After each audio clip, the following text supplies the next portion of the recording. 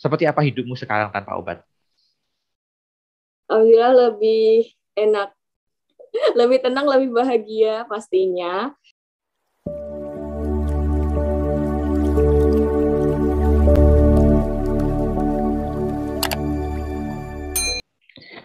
Halo, Assalamualaikum warahmatullahi wabarakatuh. Jumpa lagi bersama saya Heri Susilo dalam Heri Susilo Talk sesi Happy Time. Nah, pada sesi kali ini saya akan bicara tentang bipolar dan judulnya adalah Bipolar Bahagia Bisa Stop Obat Setelah 7 Tahun Konsumsi. Apa yang ada di benak kalian ketika mendengar kata bipolar? Ya, tentu saja pasti yang ada di benak pikiran kalian adalah tentang penyakit mental yang menurut banyak sumber ini tidak bisa disembuhkan selama hidupnya. Artinya harus mengkonsumsi obat-obatan. Begitu. Jadi kalau kita mau sedikit mengulik bahwa bipolar ini adalah gangguan ya yang berhubungan dengan perubahan suasana hati. Jadi kadang-kadang orang yang mengalami bipolar itu bisa tiba-tiba sedih, bisa tiba-tiba bahagia, ataupun sebaliknya seperti itu. Nah, pada sesi kali ini aku nggak sendiri karena aku mengundang salah satu orang penyintas bipolar yang sudah mengalami 7 tahun bipolar dan konsumsi obat secara rutin.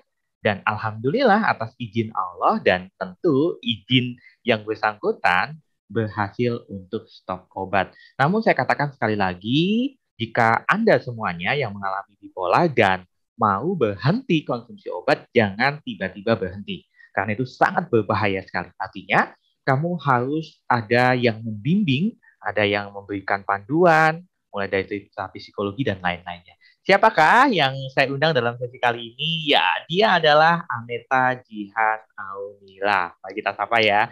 Assalamualaikum Aneta. Waalaikumsalam, Coach. Gimana kabarnya nih kali ini? Masih bertahan dengan jiwa yang sehat dan raga yang masih prima. Bagaimana dengan Coach Heri? Alhamdulillah, kabar aku masih tetap baik, happy, bahagia, dan mencoba untuk selalu menginspirasi. Ini kalau aku lihat auranya Aneta udah lebih positif ya dibanding dulu waktu awal-awal ketemu dengan saya ya. Alhamdulillah. Oke, baik Aneta. Apa sih sebenarnya yang Aneta alami selama 7 tahun terakhir?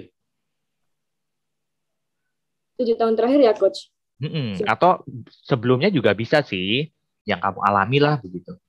Oh ya, ini perihal pengalaman dulu atau Ya, boleh. perasaannya? Jadi perasaan apa yang kamu alami selama ini terkait bipolar dan lain-lain. Jadi dulu itu sebenarnya aku tipikal anak yang intuitif dan Mm-mm. selalu, dan itu bisa jadi aku termasuk kategori yang ini HSP itu highly sensitivity person ya, Coach. Nah, Mm-mm. kemudian aku juga memiliki beberapa inner child, misalnya nih Mm-mm. permasalahan di keluarga, karena dulu itu memiliki orang tua yang temperamen, kemudian perfeksionis, nah kayak gitu yang juga suka membanding-bandingkan anak satu dengan anak yang lainnya kayak gitu Mm-mm. kan. Kemudian akhirnya saya itu terkena dampaknya. Nah, meskipun begitu, mereka tetap orang tua saya. Nah, kemudian jika berinteraksi dengan orang lain, itu kenapa ya Kak lebih ramah, sedangkan dengan keluarga sendiri itu perang kayak gitu kan. Nah, akhirnya pikiran kritis di dalam diri itu banyak sekali mengenai pertanyaan perihal perilaku manusia yang di dunia ini berbeda-beda gitu kan, Coach. Mm-mm. Nah, selain aku berinteraksi dengan teman sebaya, pernah di fase aku di mana orang tua aku ini dunia orang yang tidak mampu tapi berani bermimpi tinggi. Nah, itu Mm-mm. tadi. Nah, aku juga termasuk tipikal anak yang tidak begitu dekat dengan ayah gitu. Oke, berarti Nah, itu masuknya daddy issue begitu ya? banget. Nah, hal ini menyebabkan bahwa aku akhirnya nggak percaya dengan laki-laki dan teman sebaya. Misal saat berinteraksi dengan laki-laki itu, aku masih mampu bersosial, tetapi di saat mereka marah, Mm-mm. perasaanku tuh kayak takutan aku atau ingin menjauh gitu. Mm-mm. Kemudian aku pun juga baru bisa baca itu kelas 2 SD. Nah, nilaiku itu selalu di bawah 5 itu kalau zaman SD Mm-mm. itu. Kemudian suatu ketika guruku mengundang aku ke kantor terus untuk menyuruh ibuku ke kantor gitu ya, maksudnya esok harinya itu. Mm-mm. Nah, aku dianjurkan untuk mengikuti les mata pelajaran. Setelah itu ya aku mengalami up and down dalam kehidupan ya pastinya. Benar-benar merasa perasaanku itu labil dan nggak bisa berprinsip, dan karena sering dibanding-bandingkan itu tadi gitu. Oke, berarti itu termasuk dalam luka batin begitu ya? Oh, ya, Oke, baik. Nah, Aneta, kalau itu tadi kan cerita kamu mulai dari awal, bahkan mulai dari saat kamu kecil begitu. Sejak kapan kemudian kamu didiagnosa mengalami bipolar begitu? Diagnosanya itu sebenarnya akhir-akhir ini, tetapi aku merasakan bahwa itu udah ada dari sejak aku masih kecil, tapi didiagnosanya oleh psikiater saat itu adalah jatuhnya ke depresi karena aku sempat mengalami yang tidak ada motivasi, kemudian ada pemikiran terlintas untuk bunuh diri atau self harm, tapi itu hanya terlintas aja ya, nggak sampai kayak aku melakukan, karena aku berprinsip bahwa Allah itu memiliki rencana yang baik untuk aku, seperti itu. Oke. Itu sejak usia berapa? Maksudnya, tentu kalau punya diagnosa, didiagnosa itu kan ketika harus datang ke psikiater gitu. Karena yang punya hak untuk mendiagnosa kan adalah seorang psikiater begitu. Ya, benar.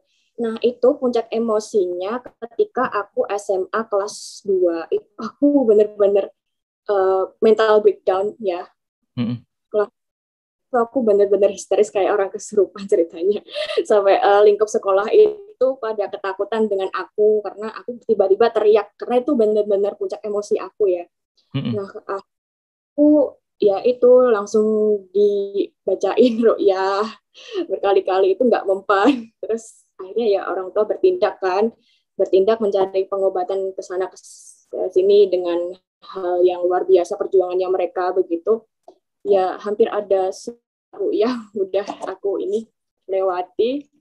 Terus pernah juga melakukan psikoterapi juga, kemudian akhirnya ke psikiater itu. Kemudian yang terakhir itu kemarin ke ini, alhamdulillah dapat petunjuk bahwa aku harus bertemu dengan Coach Heri Susilo. Gitu. Oke. Baik. Berarti kamu, ini aku klarifikasi ulang ya, bahwa Nanita benar ya sudah mengkonsumsi obat-obatan penenang untuk kemudian membantu pemulihan bipolar kamu itu selama 7 tahun begitu ya? Benar banget. Oke, dan ada perasaan nggak sih ketika mau stop obat begitu kan? Sekarang saat ini Aneta sudah benar-benar tidak mengkonsumsi obat-obatan itu begitu kan? Untuk perasaan yang tidak udah nggak mengonsumsi obat itu tadi, aku merasa udah nggak terikat lagi dengan dosis obat yang udah dengan aturan harus pagi minum obat sekian sekian tablet, kemudian malamnya harus sekian tablet gitu ya. Jadi aku lebih kayak mensugesti diri agar lebih tenang, agar lebih rileks gitu. Oke, berarti Jika berarti memang sudah benar-benar tidak mengkonsumsi obat sama sekali ya? Karena memang sebelumnya diinstruksikan dari dokter bahwa jika kamu memang sudah merasa baik-baik saja, silahkan tidak perlu minum obat. Tapi jika perasaan tidak merasa tidak nyaman seperti itu ya, lebih baik diminum. Oke oke. Nah, ini menarik sekali ya, ketika kemudian sang psikiater sudah memberikan instruksi begitu ya, ketika sudah yakin perasaan udah oke, maka kemudian silahkan kamu berhenti pun tidak apa-apa begitu. Nah, ini yang harus juga dicatat.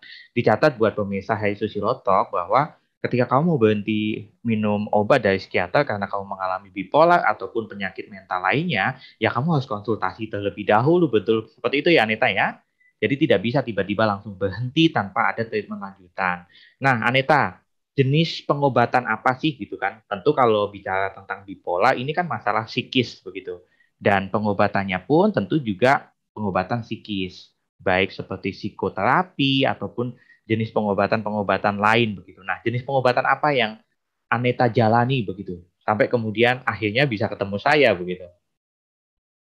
Yang pertama tadi yang waktu kita masih awam ya mengalami hal yang seperti itu, yang otomatis keru'yah, kemudian ya bertemu dengan ustadz-ustadz, kiai-kiai kayak gitu untuk diberikan petunjuk pencerahan misalnya. Kemudian yang kedua akhirnya ada tetangga itu bilang bahwa anak jenengan ini kena depresi gitu. Akhirnya ya sudah saya langsung dilarikan ke psikiater itu tadi. Setelah psikiater, karena orang tua tidak putus asa, maksudnya putus asa dan tidak ada kesembuhan pada diri saya, padahal itu kan memang membutuhkan waktu. Akhirnya saya malah diganti dokter gitu, padahal itu nggak boleh kan, sebenarnya harus konsisten satu dokter saja. Kemudian akhirnya ya sudah konsisten satu dokter, lalu barulah menggunakan jasa psikoterapis itu tadi sebagai bahan pemulihan.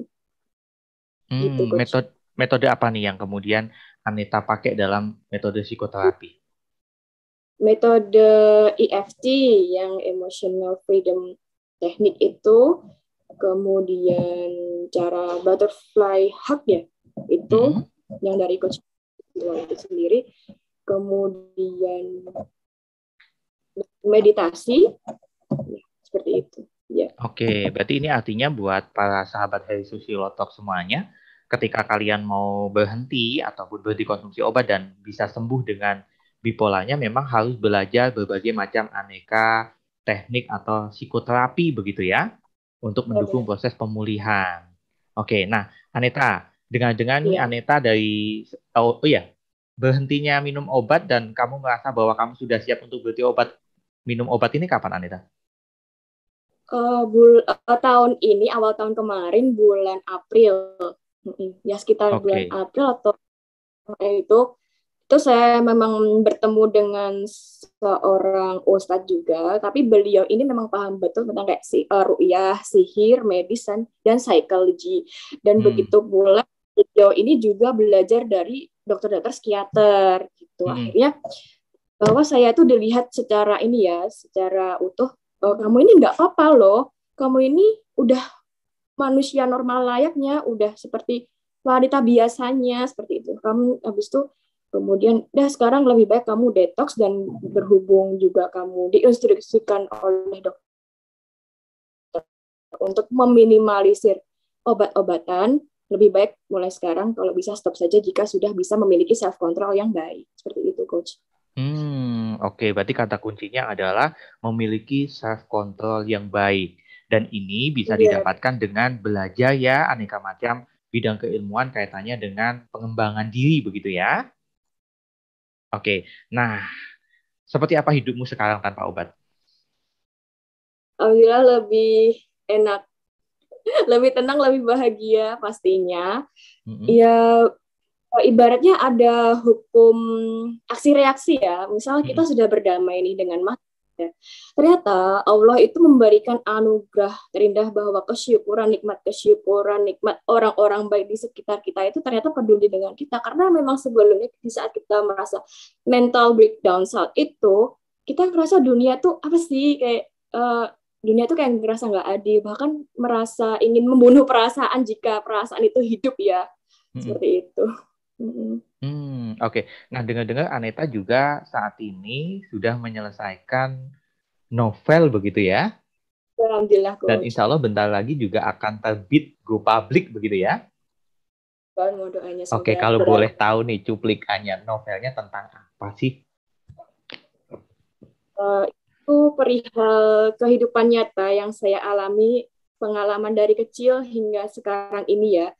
Sehingga sekarang bahwa saya sudah dinyatakan insya Allah sembuh gitu, menuju batin yang bahagia, dan memang sudah bahagia insya Allah. Nah akhirnya saya ya sudah, ya intinya tentang pengalaman pribadi saya selama ini, seberapa strugglingnya saya itu menghadapi bipolar ini dengan melampiaskan kegiatan positif. Oke, berarti ini ya, apa cerita yang kemudian Aneta katakan ini sebenarnya bisa menjadi sebuah motivasi ya buat teman-teman bipolar di luar sana, bahwa siapa bilang bipolar nggak bisa disembuhin begitu ya.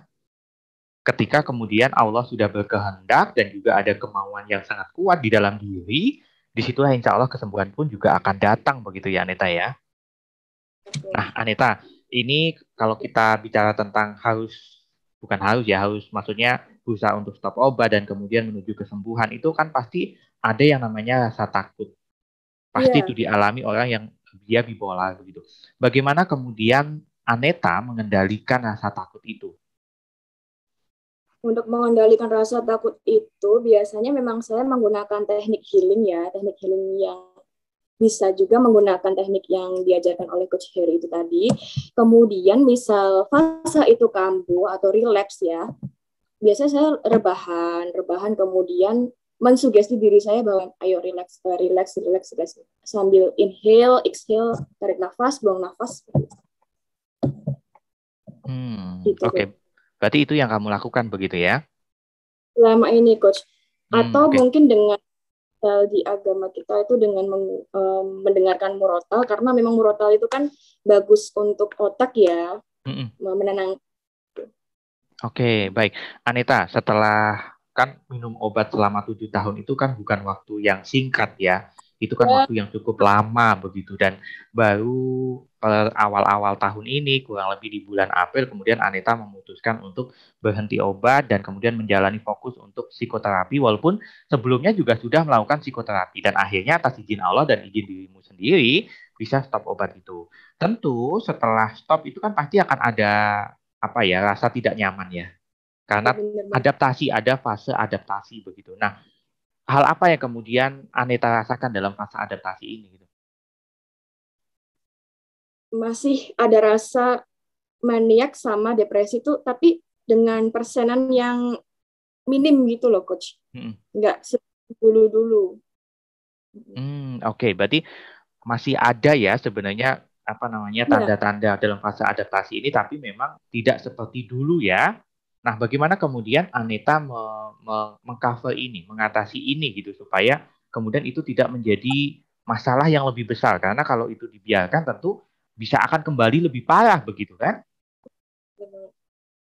lebih memiliki self control sih, misal aku mau ngapain, aku harus ngapain kayak gitu, misal dengan pelampiasan menggambar atau menggunakan daya kreativitas yang ada, kan memang itu harus disalurkan dengan pelampiasan yang positif. Oke, berarti memang harus ada jalan untuk kemudian melepaskan energi ya. Ya, bener banget. Oke, karena kita tahu bahwa energi itu kan tidak bisa dimusnahkan. Energi hanya Mm-mm. bisa kemudian diubah bentuk menjadi bentuk yang lain. Misal Ya, dengan menggambar, kemudian menulis, aktivitas sosial, seperti itu ya. Oke, baik. Aneta, sebenarnya ya. kamu bersyukur nggak sih dengan apa diberikan oleh Allah itu fase hidup yang seperti ini gitu? Aduh, alhamdulillah sekarang aku merasa bersyukur banget karena dewasa itu bisa terjadi karena luka. Oke, yes. Berarti ini kata kunci yang kedua ya, bahwa menjadi dewasa itu bisa tumbuh menjadi dewasa itu karena salah satunya sebab luka yang pernah dirasakan di masa Ya, lalu begitu ya. Dan artinya Aneta sekarang sudah tidak menyesali ya hadir ataupun dilahirkan dari keluarga yang seperti saat ini gitu. alhamdulillah sangat bersyukur sekali dengan apa yang saya miliki sekarang. Oke, baik. Berarti dalam proses penyembuhan bipolar pun juga perlu yang namanya penerimaan diri ya. Bener banget, Coach. Itu penting banget. Nah, gimana kemudian Aneta itu bisa ada di fase penerimaan diri yang pada sampai tahap ini begitu? Dengan kesadaran diri, mengenali diri sendiri, dengan menggunakan self-love, Hmm. berinteraksi dengan orang-orang yang positif, berinteraksi dengan orang-orang yang memiliki cara pandang yang berbeda. Oke, Gitu. Berarti memang kita harus mengenali diri kita, kemudian dekat sama orang-orang yang positif, yang akhirnya kemudian juga ikut menjadi positif begitu ya? Ya, benar, Coach. Oke, Aneta, tentu saja dalam proses kamu menjadi seperti saat ini, tentu kan kamu tidak lepas dari yang namanya komunitas yang mendukung kamu, begitu. Iya. Ada nggak sih komunitas-komunitas yang kamu ikuti dan itu positif mendukung kamu untuk menjadi seperti saat ini? Oh ya, terkadang saya mengikuti webinar mental health, kemudian komunitas penyandang mental illness ya, untuk gimana itu grupnya memang saling menguatkan satu sama lain dengan sharing postingan perihal mental health dan lain-lainnya.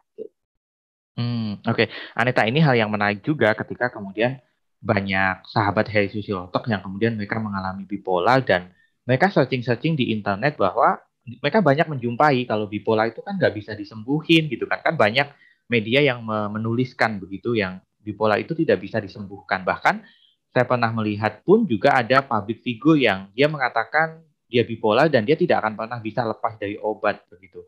Nah, bagaimana kemudian Aneta itu bisa meluruhkan ya, melepas stigma itu begitu loh. Saya yakin bahwa Allah memiliki rencana yang hebat kepada saya dengan kekuatan niat dan yakin bahwa saya akan sembuh. Itu. Kemudian saya apapun yang terjadi dengan keadaan saya, perasaan saya, dengan kehidupan saya selama ini.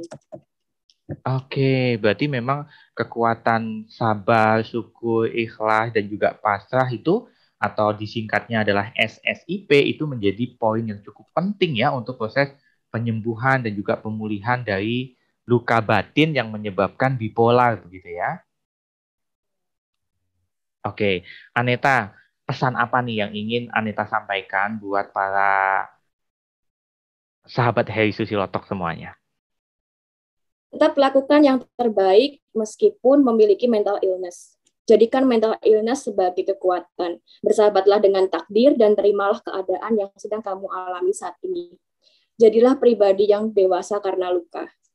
Wow, jadilah pribadi yang dewasa karena luka. Oke, luar biasa sekali. Dan ini menjadi sebuah peringatan buat kita semuanya, khususnya sahabat Heri Susilotok yang menyaksikan Happy Time kali ini bersama Aneta Jihan Aunila, yang Aunilah ya, yang Ya, betul. dia ini adalah penyintas dari bipolar yang alhamdulillah atas izin Allah dan juga izin Aneta sendiri bisa sembuh, bisa kemudian ini proses sembuh ya. Jadi saya belum Ya, mengatakan bahwa itu sembuh 100%, tapi ini adalah proses. Karena kesembuhan itu semua butuh waktu. Termasuk untuk menjadi dewasa pun juga butuh proses begitu Aneta ya.